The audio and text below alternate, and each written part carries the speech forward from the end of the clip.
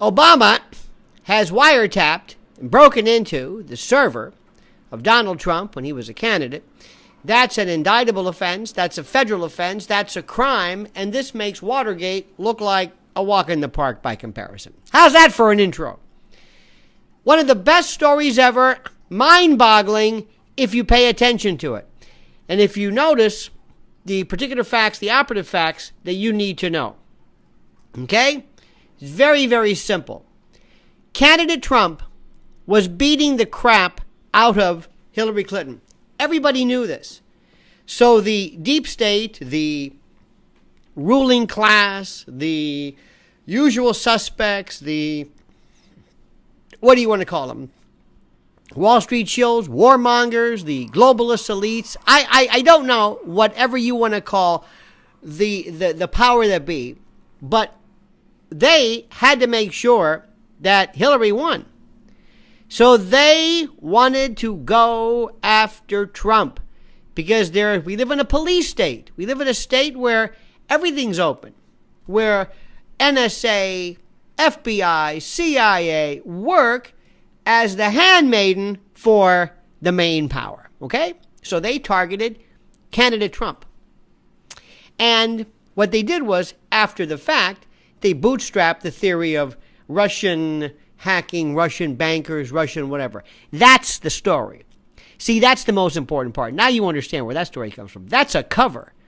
That's a cover to get in to find out what Bannon's saying and Roger Stone's saying and everybody else is saying. That's a cover. They bootstrapped. They added that one on. They tacked that baby onto it. That's precisely what that was about. And what the mainstream media do, their collective, their stable of harlots and courtesans, namely New York Times, Washington Post, they're just printing all of the stories as is. And you're being confused and being thrown off with, he tweets and he's crazy in his behavior. Mika Brzezinski's having a career and an actual nervous breakdown on this schizophrenic show called Morning Joe. I don't even know what they're trying to do. I have no idea what they're even talking about. And I have no idea what she's talking about. Basically losing her mind to try to garner clicks and media-eyed attention and maybe some type of attention to a show that, frankly, nobody's watching. Not compared to the rest, okay? It's incoherent. News, too many facts, people flailing about like, what's going on here? Let's just start off with what's really important. This is a coup. This was an attempted coup.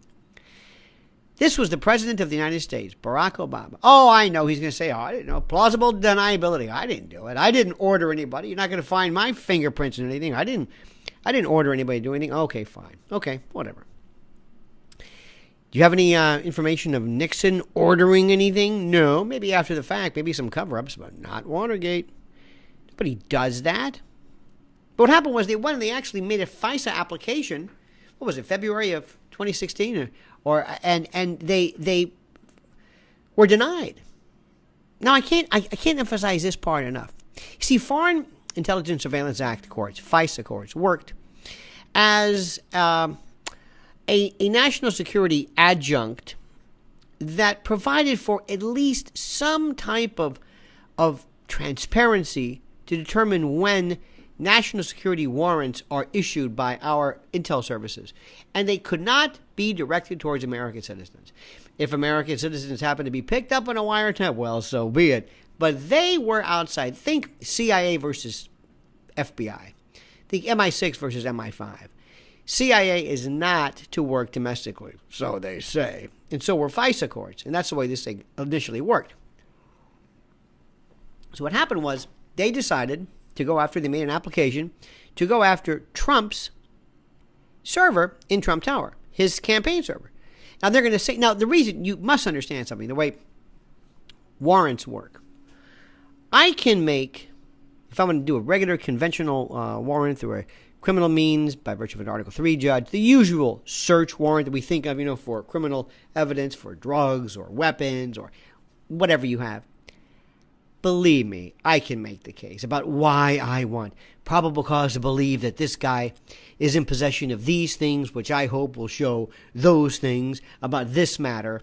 And trust me when I tell you, you don't need a trial to convince a judge that there's probable cause. But that's criminal. That's criminal. The FBI was great to go after a crime. But if I'm looking at, let's say, foreign activity, foreign banks, Russian banks, based upon national security, I don't have those same considerations. I'm not looking for a crime. I'm not using Fourth Amendment search and seizure considerations. I'm looking at national security. So I go to a FISA court and I make my case. But if I'm really smart and somebody says to me, listen, I want you to find out what you can on Trump and his people and Steve Bannon and anybody else for that matter, I want you to go after him. Oh, no problem. I got it. Why? Well, simple. We'll just make up a story about the Russian banks. That'll do. Who didn't know about that? Everybody knew there was something involved with Russia. Something. Russia, Putin, Russian banks, Russian oligarchs, something to do. Nobody knew what it was. Wasn't sure exactly what it was. Didn't even know. Still don't know. Didn't matter. Because your mainstream media aren't going to be looking for any kind of causal connection as to why this bank connection was made. What about the banks? What about the Russians? What about the election? What? They just said Russians, elections, hack. They never told you what it was. Never told you once what it was. So what they did was they said, well, just go after that. But what we really want is we want to know what Trump's doing. We're going to go after that server. We're going to go after his information. And we're going to be using the connection of Russian banks to the Trump organization. So if anybody asks us, we're going to say, we're not going after Trump. I'm finding out about these Russian banks who happen to be dealing with Trump's people and Trump's servers and Trump Tower and by happenstance. What do you know about that? But oh no, we're not involved in any kind of a election interference. Do you know what this means? When a sitting president of the United States is involved in seeking this brute force FISA, NSA, not FISA so much, but NSA search engines and machines and computers and encryption monsters. Do you have any idea of what that means? And I'm doing that, directing it towards somebody who has the unmitigated hubris to think he's going to be going after Hillary Clinton, our gal, our deep state, our old school mainstay. They were scared out of their minds. This is all nonsense. And now they're exposed, and Trump's right. Trump is 100% right, and people are going crazy. James Comey, nobody trusts Comey. Nobody likes Comey. From the FBI, no. He has pissed off, burned every bridge in every direction. He has no one. No one. He has he, believe me, they still say you cost us the election, which is insane. But they really believe that. But now he's got to make some kind of a connection because he's got to retire, and he's got to work with somebody. And God forbid, he's blackballed. And see, Obama right now, he's sitting around, he's walking and pretending he's happily married with Michelle, and they're both shopping and whatever. He's their guy. Now let me tell you what happens to him. Listen carefully. If for some reason Obama loses his luster, if somehow Trump is able to pull off a reconfiguration of the attitude about everybody's boyfriend, Obama, and if he's turned into like a kind of a Nixon, like a paranoid, an errand boy for the deep staters, that he, while president, unleash the power, the brute force power of NSA computers against this candidate. You see, because the irony of this, and listen very carefully, the irony of this is that classic Soviet kind of barbaric, Kremlin, Soviet Union, KGB stuff that they talk about. That Obama's alleged to have been a part of. And you've got to understand something. Obama is not going to be in any kind of phone conversation. It's his watch. Believe me. Now, here's the other aspect of this. Obama's defense is, you're going to love this. his real defense, let's say this really heats up, because remember, he wants to be Tony Blair. See, Tony Blair is the gold standard for post-office money. Tony Blair is a billionaire. I mean, I don't know how much power, money. He is unscathed. And in that Western world, he set the standard. See, it wasn't Bill Clinton. See, Bill Clinton ruined it for people. Bill Clinton left office and he started the NGO business. He started this Clinton Foundation, Clinton Global Initiative, and the Clinton Health Access Initiative, CHI.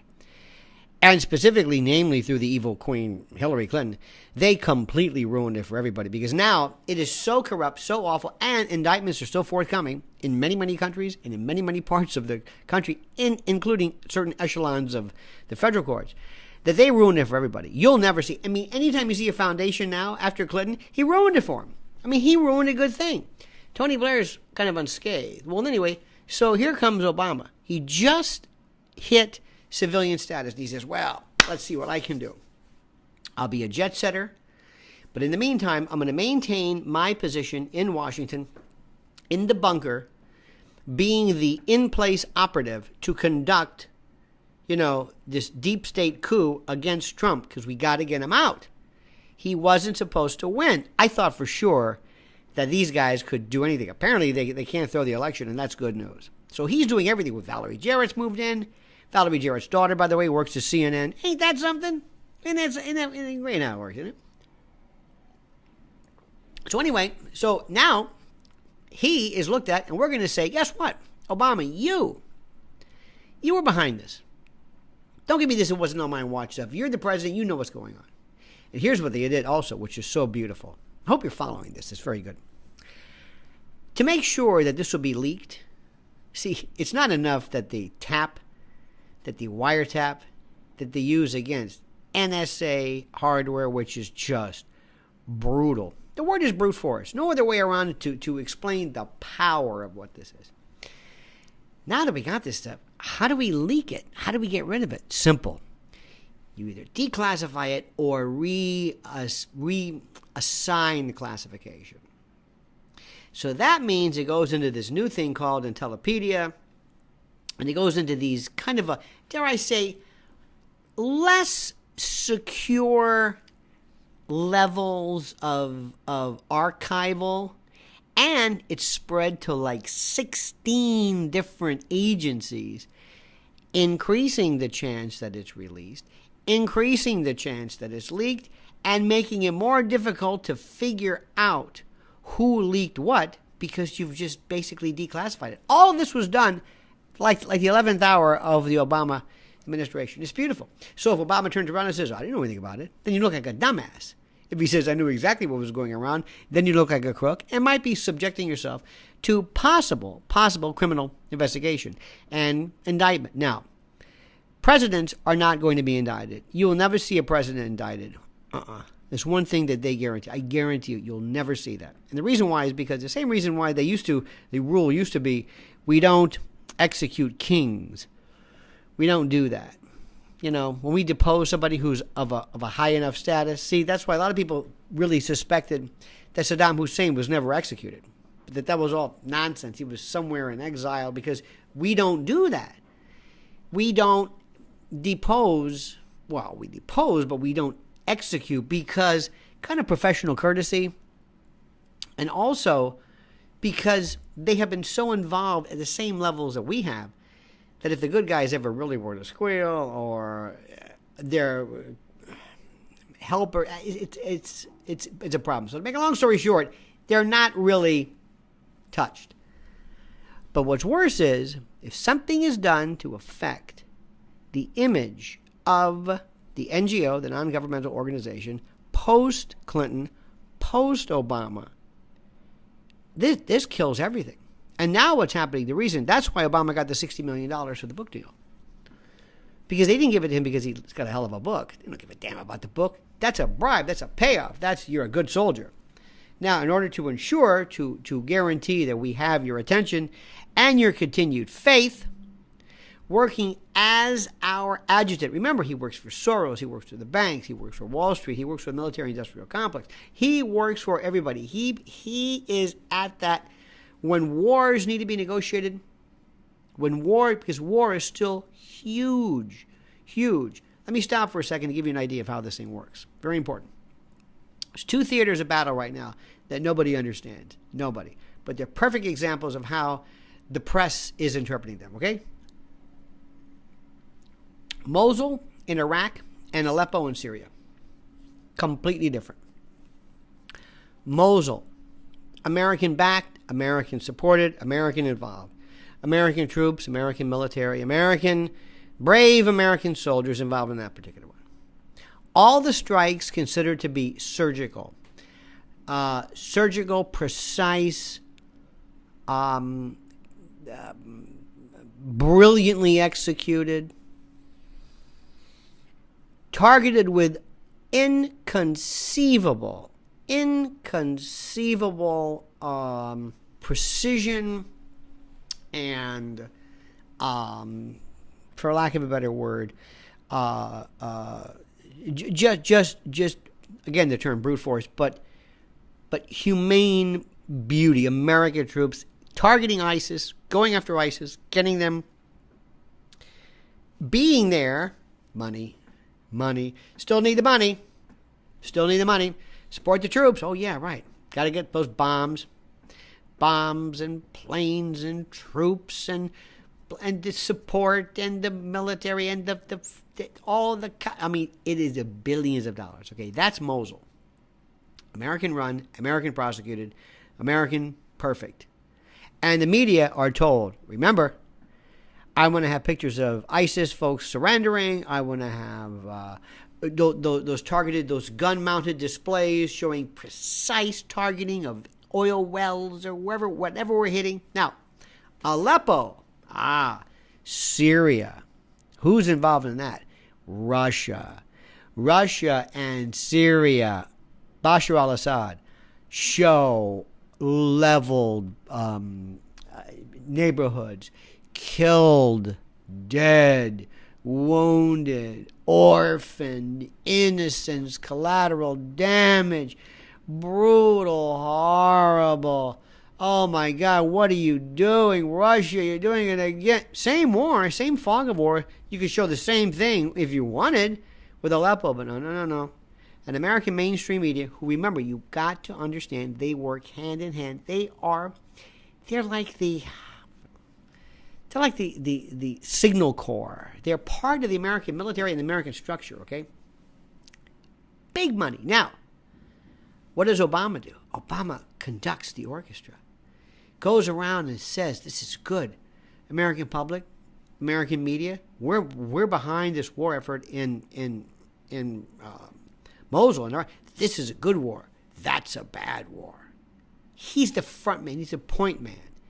He's it. And Trump, bad man. He's there.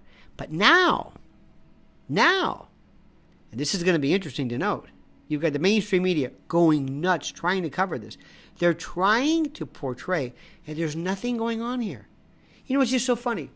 These people will never, there's no evidence, there's no investigation into Russian banking influence and oligarchs and voter,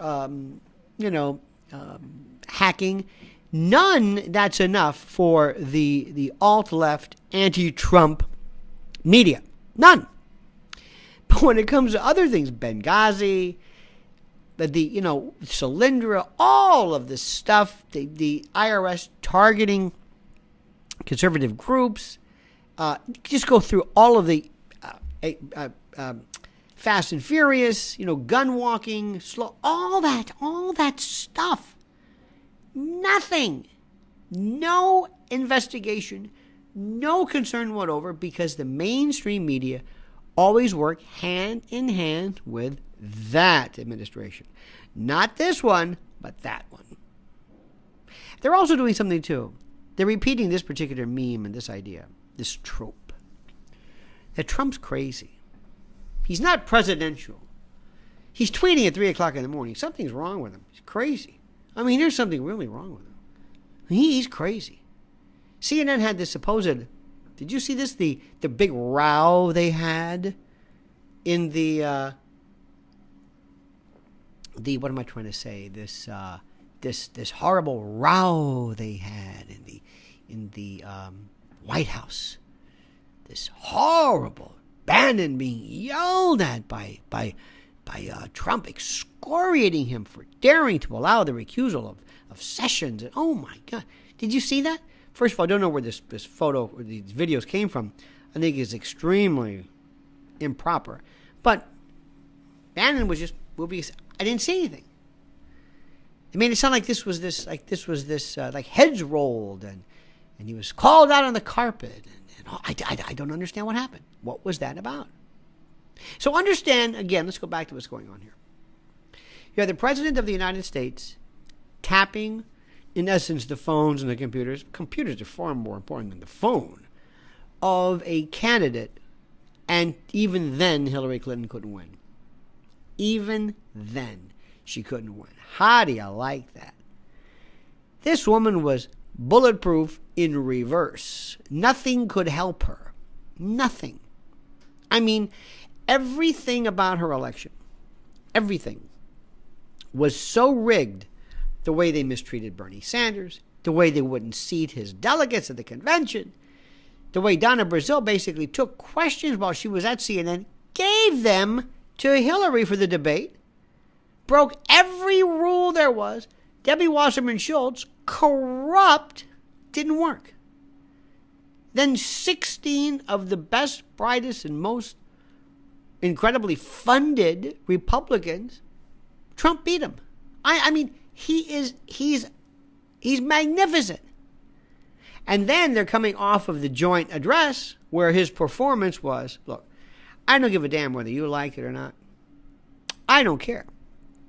I don't care whether you liked, if you like La La Land or Beauty and the Beast. I don't give a damn.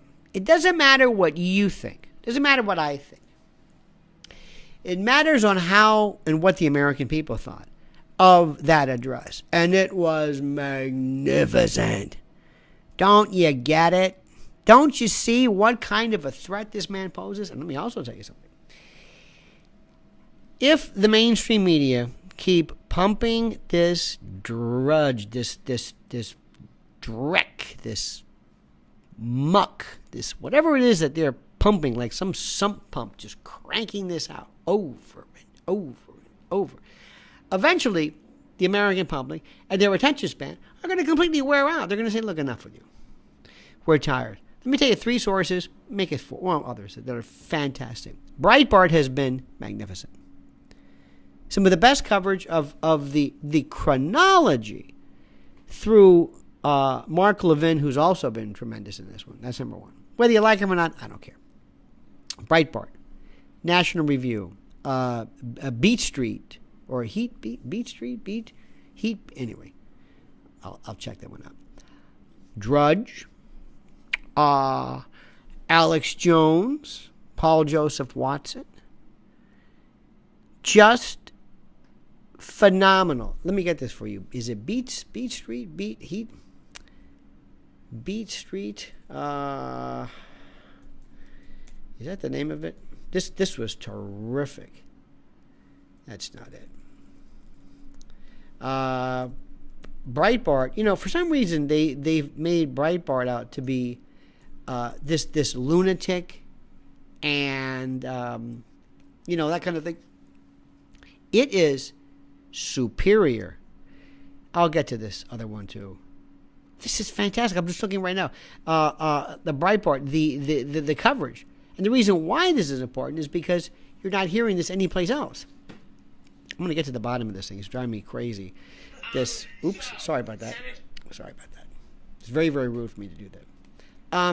Heat Street. Heat Street. HEATSTREET. Look at this. FBI Director Comey wants DOJ to reject President Trump's phone tapping claims. No kidding. Great stuff. Also, Mark Levin. Here's something else for you. Ready for this? To all my friends in the world of talk radio, for all of my friends who have been around and who remember the glorious days of Rush Limbaugh and the like, let me explain to you what's going on here. This is your chance to pick up the baton and follow the advice, the lead of Mr. Levin and others, and utilizing this and not engaging in a pro-Trump drivel. Because a lot of I know that people don't care about this, I don't really think so, but I come across sometimes, I know I do, as being somehow pro-Trump. I'm not pro-Trump.